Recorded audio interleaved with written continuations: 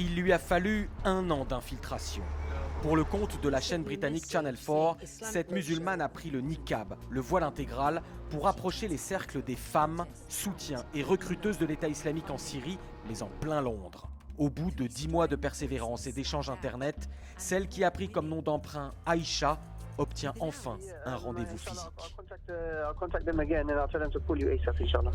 Au pied de ce fast-food en pleine capitale britannique, les islamistes ont pignon sur rue et n'hésitent pas à prêcher leur vision de la société.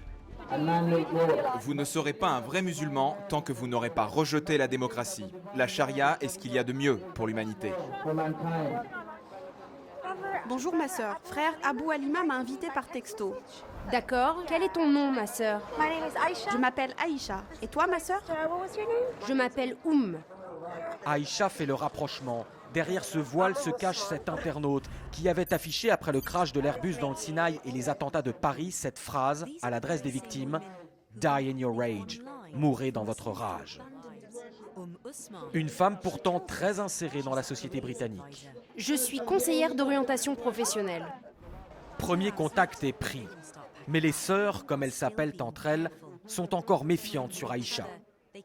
15 jours plus tard, elle reçoit pourtant un message « Cercle islamique pour femmes, tous les mardis ».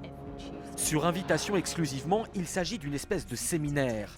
La responsable de la séance n'a pas peur de se dévoiler. Elle va d'abord capter son auditoire en jouant sur l'émotion provoquée par les bombardements de la coalition en Syrie.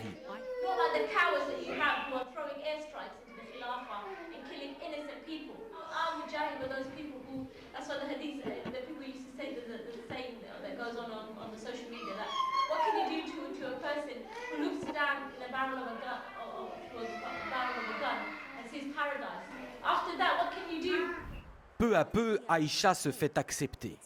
Elle est convoquée en quelque sorte au stade supérieur, des cours dans cette association religieuse.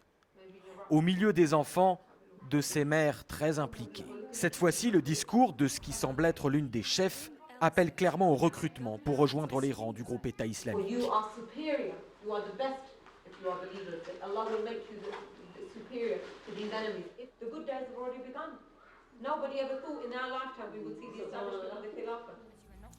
Entre-temps, Aïcha a déjà reçu des messages comme « Commence à économiser pour payer ton billet et ne le dis à personne ».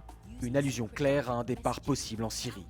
Mais un jour, en se rendant à un nouveau cours, l'accueil des sœurs change diamétralement. Aïcha a été démasquée. Je veux te parler Aïcha. Je peux regarder ton sac? Pourquoi tu ne me crois pas ma sœur?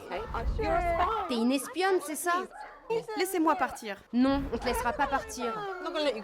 L'infiltré de Channel 4 arrive finalement à prendre la fuite. Elle ne saura jamais ce qui a alerté les sœurs. Filature ou surveillance de ses communications, une chose est sûre, ces femmes djihadistes ont, semble-t-il, elles aussi, leur propre réseau de renseignement.